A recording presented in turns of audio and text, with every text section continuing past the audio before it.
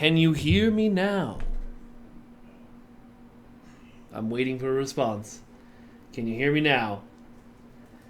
Can you hear me now? I can see a woo in chat. Okay, yes, they can hear us now. Huzzah. Scoot over a little bit. We started way too far on this side of the camera for some reason. Hello. Welcome to 10 Forward Weekly. Let's just say everything we said again. My name's Mike. I'm a community manager, also Ambassador Kel. My hair is disappearing. Don't make jokes about it. We've heard them all already. This is Jet. Hey, everybody. Hi, everybody. Did you know Mike's hair is disappearing? Did you know he's heard about this before? All right. So how's everybody doing? I'm glad that you're all here to join us. We're here to talk about some ships from an alternate timeline known as the Kelvin timeline. Jet, what do you want to talk a little bit about the design philosophy that went into these ships? So the Kelvin heavy destroyers were. Now, just a point that I want to bring up before we even start talking about design. Both ships that are in this lockbox, both only appeared on screen in the first movie to explode. Mm-hmm. That is all they did. Yes. How do you design that into a ship? It's really easy. That's what about 80% of the ships I design are anyway. Uh-huh. If you look back to all the Discovery ships I designed this year, if they weren't named Constitution or Crossfield, they blew up on screen, and that's all they did. That's also true of a lot of ships I'm designing in the future. Just large numbers of them. Future explodey ships. Because that's what ships appear on screen for. If you're not the hero character, you're there as the red shirt equivalent of a starship. Yes, that is accurate. So for the Kelvin, there was some interesting elements to pull from because it didn't immediately blow up. It wasn't the Europa.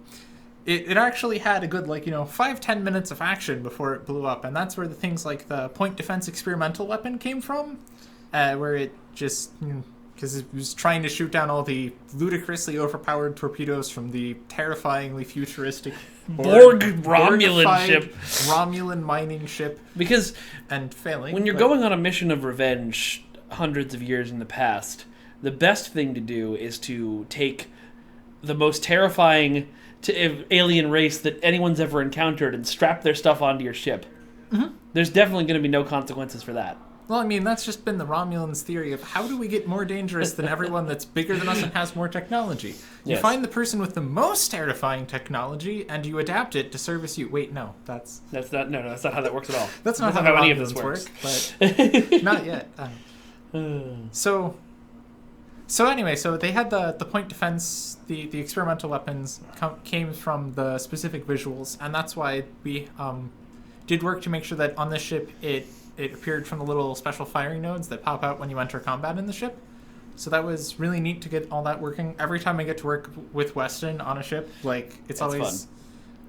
Working with Weston is just fun. Yeah, working with Weston is always fun. It's not always stress-free, but it's always fun.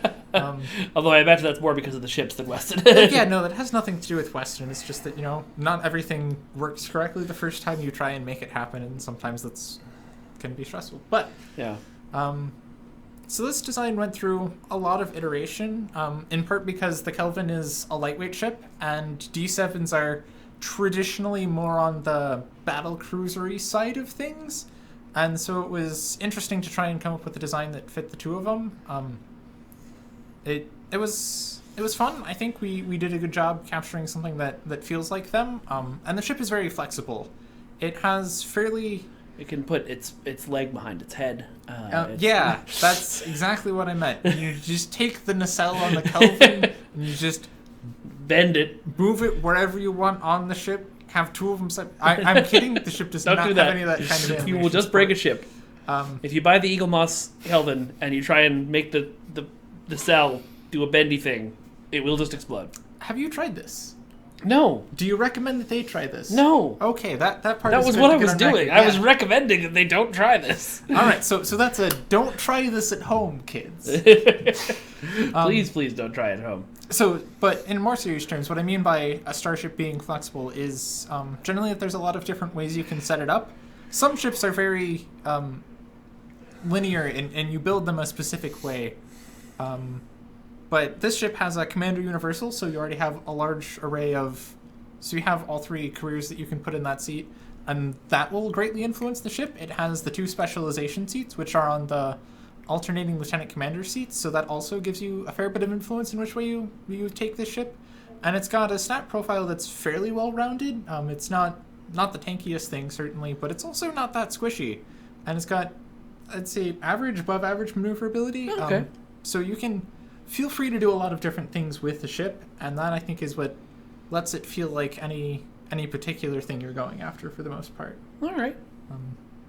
So that was a large part of the drive behind the design, was to try and find something that seemed like it felt appropriate for the Kelvin, which was... the Kelvin was technically a prime timeline ship, if I'm not mistaken. It is.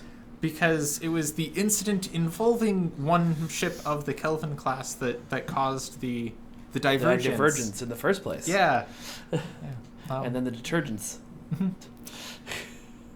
But so as an exploration ship, the general theory that I have is you can afford to have specialized ships when you're sending them on a specific role, but the exploration ships in our game have always been ones that I felt needed to be more free to specialize as necessary, because when there's no other ship in, I'm not going to guess correctly if I say distance units, but when there's no other ships, I'm just going to say nearby, you have to be ready to deal with whatever you're thrown at, whether that's a really interesting scientific opportunity, or someone ambushing you, or just giant asteroids appearing on and trying to blow up your ship. Whatever the problem is, like, your ship needs to be capable of dealing with that if it's going to be a good explorer ship. And so that's part of the reason we made the ship have such a flexible layout, was to try and accommodate that feel for the ship. Okay. Cool.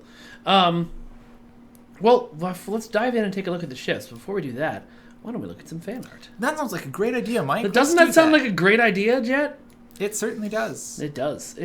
So first of all, Alistar Morden sent us this shot of the ship, which we are discussing right now, the Kelvin. That's a beautiful shot. Where is that at? I recognize the dying sun. It's in the new patrol map. It's in one of the new patrol maps. Okay. That's right.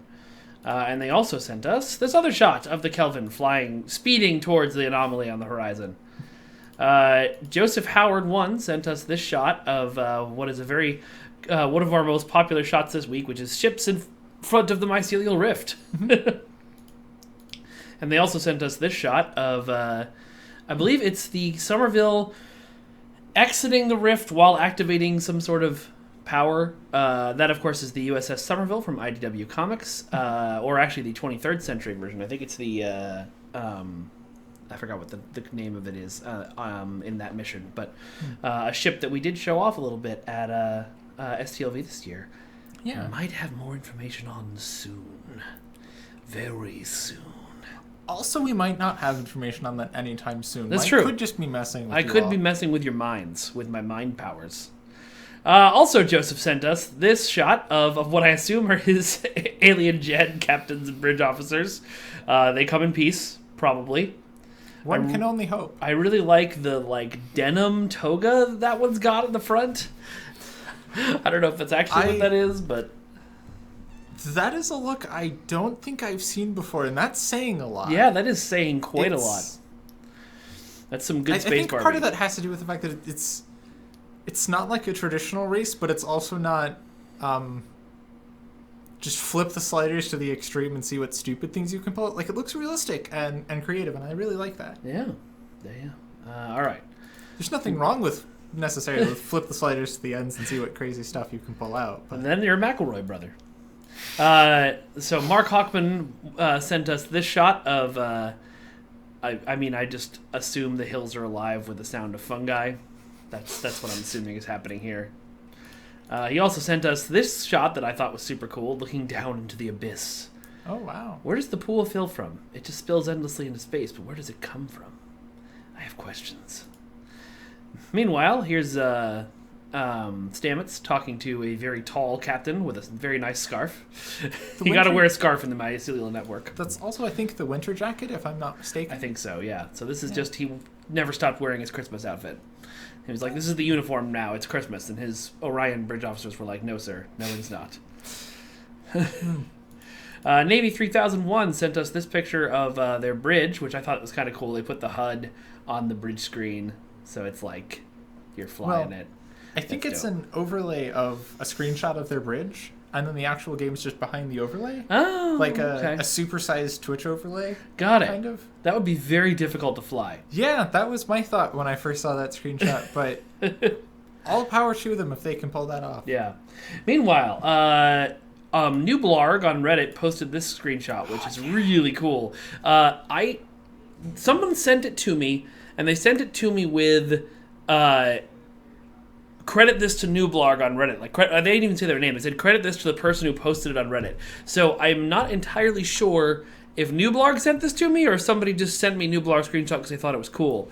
Either way, it's dope. Yeah, and it was taken at an insanely high resolution. Oh, yeah? I don't remember, but it was something like 10 times the resolution I'm used to seeing screenshots in. Wow. Like approximately 20,000 by 30,000 Oh my or something. god. Like That's crazy. not 10 times the pixels. Your computer is broken now, yes?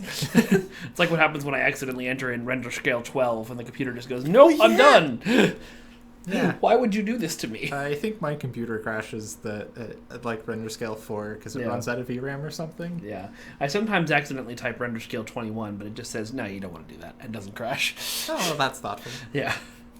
Starfarer Theta sent us this really cool badge they made us. I don't know that Starfleet would have a resource acquisitions department. That sounds a little Ferengi to me, but I understand the joke that they're going for here. Latinum lobi, and I don't know what that is. Maybe That's the energy credit symbol. I see. I'm used to it being blue, so it was very confusing. You should play more Klingons, Mike.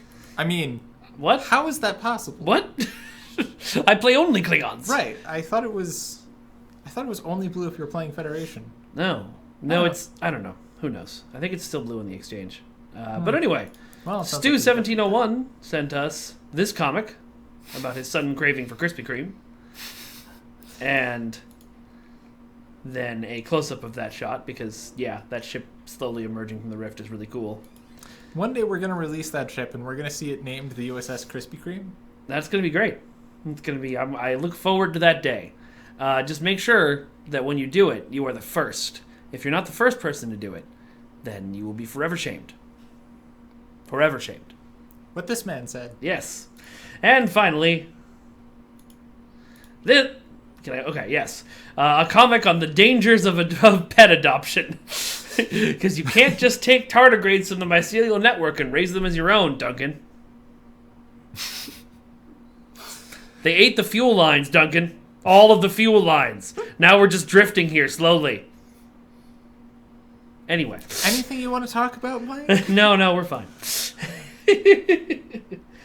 All right, well, so here we are on Starbase 234, which is our new map for testing things on the that were chips specifically that we're showing off on the stream. This is the Kelvin. These ships were, I'm not sure if they were modeled by Tobias or one of our other outsourced artists, but it's a really good one-to-one recreation of the ship from the movie. It looks really pretty. Mm-hmm. It says the name on it. I don't have much other details because I'm not a ship artist and they couldn't make it tonight, but here's your look at it. So I'm not a ship artist, but I will channel my inner ship artist and tell you that there's less room for freedom in design when you're recreating a canon model. You've been in these interviews before where I ask ship designers that question. I think I have been in a few interviews where we're talking about ships. One or two. Yeah. Oh, okay. Someone says modeled by Tobias and textured by Thomas. I guess Thomas has been tweeting about it. So there you go. That makes sense. Yeah. But Thomas needed to go home early today. So let's take it through its paces. Guys, what do you want me to fight? I would pick the basic encounter. Oh, this is not This is not the one I set up, unfortunately. I set up characters for today, and we had problems loading them in, so you can get to see Mike run through these with stock gear, which should be really interesting to watch. I just turned on God mode because I'm not a fool.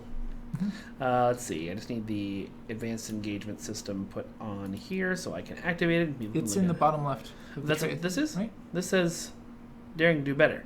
I think that's the active ability from the console. Okay, great. Then let's go. If you mouse over the console item again, it'll tell you. Oh, God. Can you go wave at that thing? Oh. Yep, it is daring to do better. Okay. Then let's rock and roll. So, Jet, what thought did you put into this ship build? So, for this one, my thought was, I wanted to give it the Kelvin phasers by default because that's what I expected Normal people to difficulty. expect. I expected them to expect that. Basic combat encounter And then 1. the standard Kelvin photon torpedoes for the same reasons. Don't think too much about the stock loadouts the ship get past that, especially when there's only the emitter arrays to pick from. So I've activated the console, and now we are daring to do better. You want to tell us what that does? So here's a fun bit of trivia for you. Okay. I designed the ship for this, but it was actually Jean Herlash who designed the trait console and experimental weapon for these neat. ships. Well done, John. Yeah, so John has been helping out with a bunch of ship stuff like that, and I think I have him scheduled to help out with a bunch more of that. Well, okay, I don't have him scheduled for that, because I'm not the one in charge of him or scheduling. So Jeremy has him scheduled for that. Yeah, which is exciting. John's done a bunch of other stuff. I know you've had him up here talking about the Discovery reputation and some other things. But yeah, so as best as I can remember, daring to do better was when Here, let me hover over it to refresh your memory. I forget his name, which was really unfortunate. The admiral that convinced Kirk to join. Okay.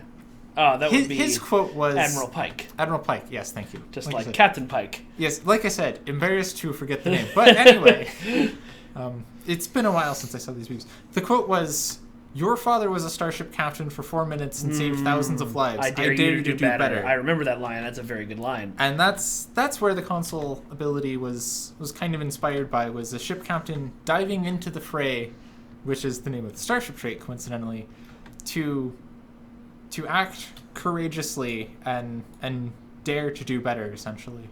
And so that was the broad theming that inspired this console. And if you look at what it does, you can see like it has the team bonus when it ends of the temporary hit points to turn that, and the feedback pulse is the feedback pulse like ability as a shoot me I dare you type ability. So it's encouraging the captain to jump into the middle of the fray and get shot at, and it rewards them and their team for that happening. So that was the inspiration that we started from and how we got to that flavor. And then the starship trait into the fray gives you critical hit chance for getting shot at, and then if you get shot at from all 4 sides in a fast enough time, you also get a buff to crit severity. So it's just something to give captains who are getting shot at a lot an offensive reward for getting into the middle of the fight. Okay. Cool.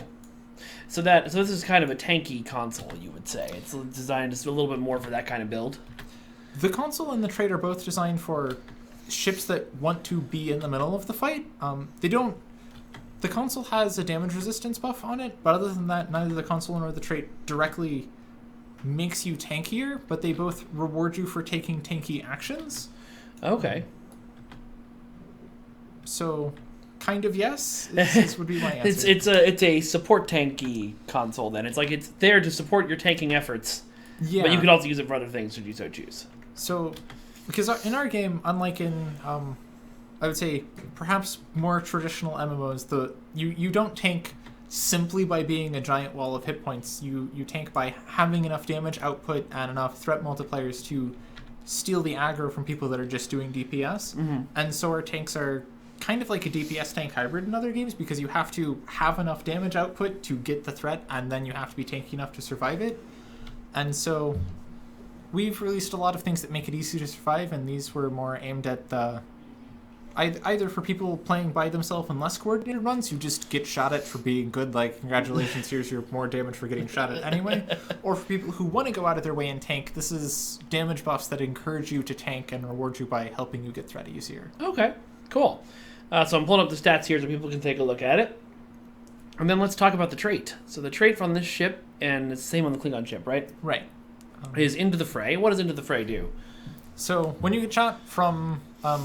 It says a shield facing. That really just means like a directional side of your ship, but the sides correspond exactly to your shield facings, like front 90, rear 90, left, right.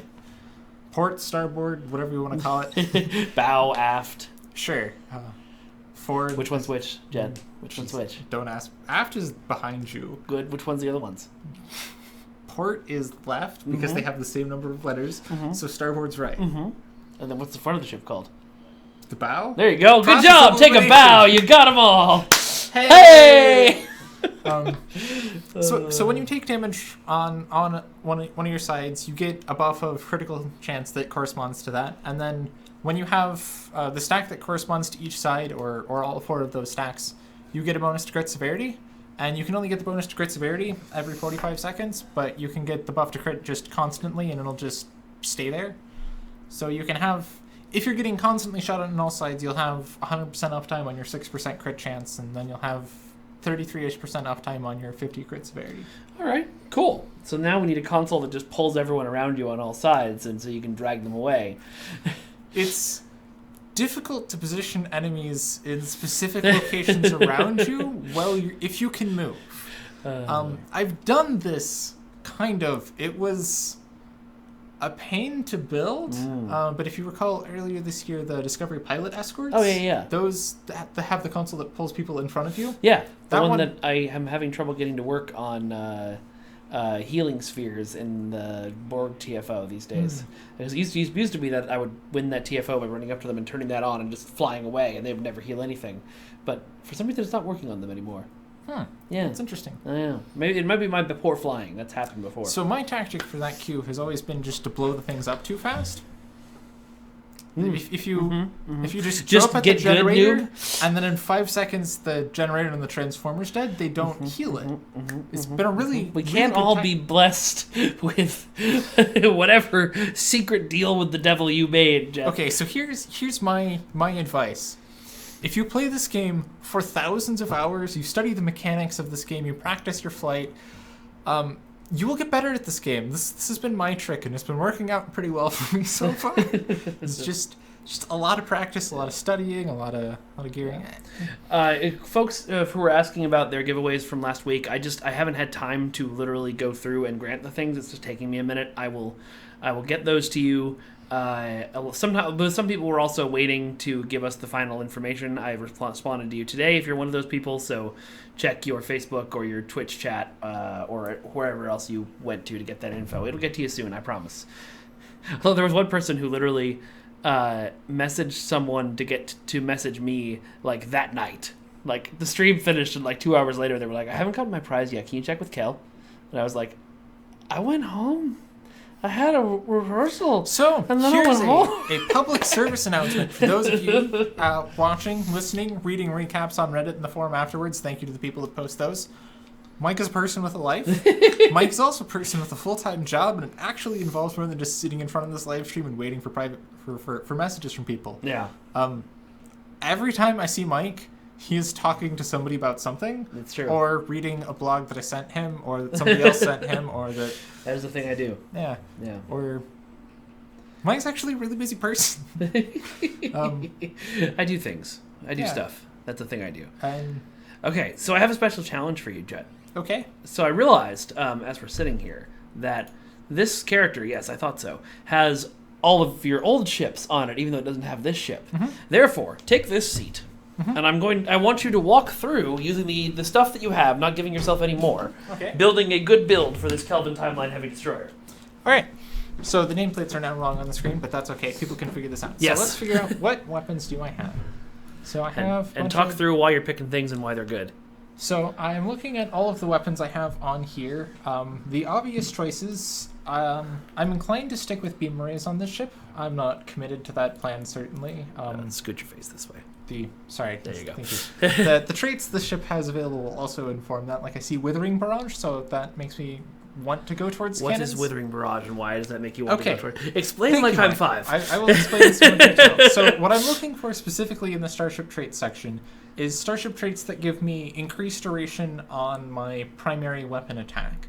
So when I see Withering Barrage there, which extends the duration of cannons counter volley, I'm more inclined to use cannons because I don't know if this character has the Fire at Will extension trait. And so barring that, cannons are still a really good choice in this game. So as I scroll through, like, I see Superior Area Denial, which would be more interesting if the ship was using pets, but I'm probably going to consider it anyway. Now, why is it better for pets than then this, why would you Thank consider you, it Mike. anyway? So the reason I would be more inclined to use this if I was using pets, Mike, is because one of the things this does is grant my pets fire at will and scatter ball. You can tell that Jen is realizing how dumb I am about this game because she's No, using no. my name at the end of every sentence. Now, Mike, what you need to think about, Mike, is how these traits work for damage, Mike. I'm sorry, Mike. Please continue explaining superior denial. Okay, Mike, so what I'm trying to do here, Mike, I am so sorry. No, don't apologize. It's funny. So the other part of superior area denial that's making me still consider it is the fact that it has an attack pattern beta-like effect, where after you activate Fire at Will or Scatter Volley, your weapons get, you can see the mouse on the screen, right? This part here that grants the damage resistance debuff that you apply to your targets, which is still a really strong effect, even if you don't have hanger pets to benefit from the other part of the trait. Okay. So as I scroll through here, again, right now I'm just looking for the ones that benefit my firing modes. You know, we should do a stream that's, like, chopped, where, like, everybody gets a random collection of weapons, ships, and traits, and someone has to build the most effective ship they can in, like, 20 minutes. So the reason I paused here is, Mike,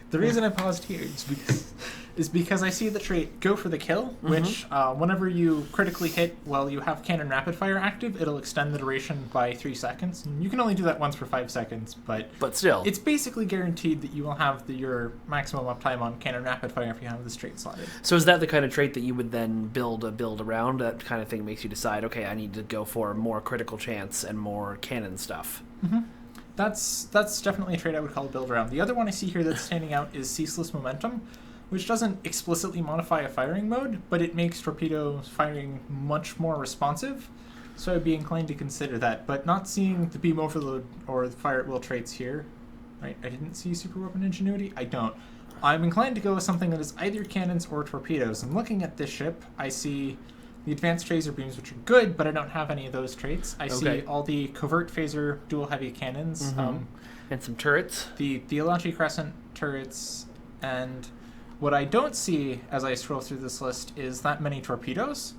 As I continue to scroll through. So it sounds like you would make a torp boat, but we're probably not going to be able to. So I would consider torpedoes, except that all but one of the torpedoes on the ship are the standard issue ones. Yeah, that's not going to work. So then looking at this, my choice is I'm still probably going to pick some flavor of phaser. I suppose damage type can be really easily informed by what tactical consoles the ship has available. That's true. So see because the ship has 5 tactical consoles, I want to pick something I have 5 of, which... See, phaser? There's 5 for phaser. And it looks like there were 5 for disruptor as well, maybe. Nope, 3 for disruptor. I'm wrong. And specifically, the reason I'm looking at this is because this console is available from the Fleet Spire, for those of you who don't know, and it provides a substantial boost to a specific damage type and also to critical hit chance. These are generally my go-to tactical consoles because the buffs they provide are very strong. The other main choice that people will lean towards is the one you see here, which is the Fleet. What's the newest holding? Is it K-13 still? Is it the newest Fleet? No, the Colony. The Colony, yes, thank you. These are the Fleet Colony tactical consoles, and they have this proc that is a very defensive-oriented proc, so they don't offer quite as much damage, but when you get a lot of survivability out of the slot, you can then make different choices elsewhere to get your damage buffs. Got it.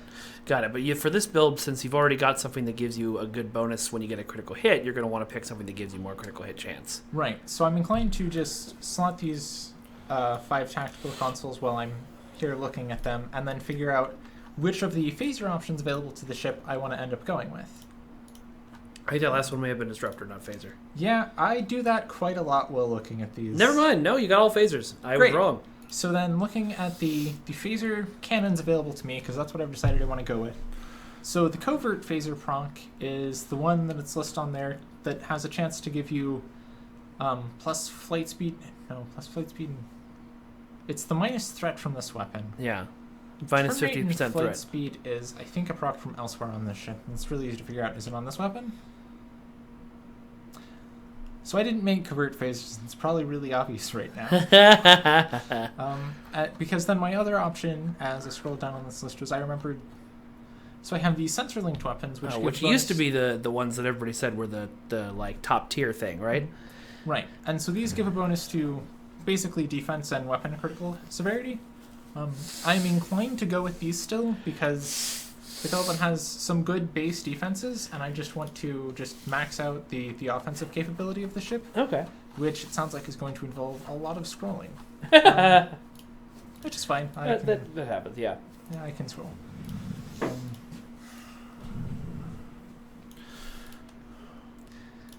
And then, so the reason to match them instead of just picking random ones is one of the big ones is tactical consoles specifically. You want all the damage types to be the same to match with your tactical consoles. Exactly. Because I have this powerful set of tactical consoles, I want to make sure that everything I slot on this ship can use the benefit of that phaser damage. And then the first part I mentioned while looking at this is I want them to all be cannons because I want my cannon scatter volley, which is what I chose to end with as my main offensive ability, to affect all of my weapons so that I can maximize the benefit of this. I'm trying to find force multipliers, basically, is the term I would use for it, and leverage them on as many components of this starship as possible. Cannon Scatter Volley is a very powerful ability. All of our weapon enhancements generally are. And so taking that, I would just...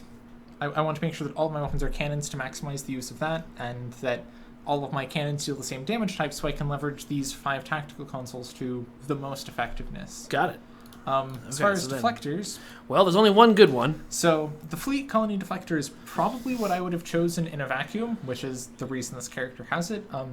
The buffs to critical chance and critical severity are substantially powerful choices for the Deflector dish slot, and the rest of the bonuses it provides are handy and helpful.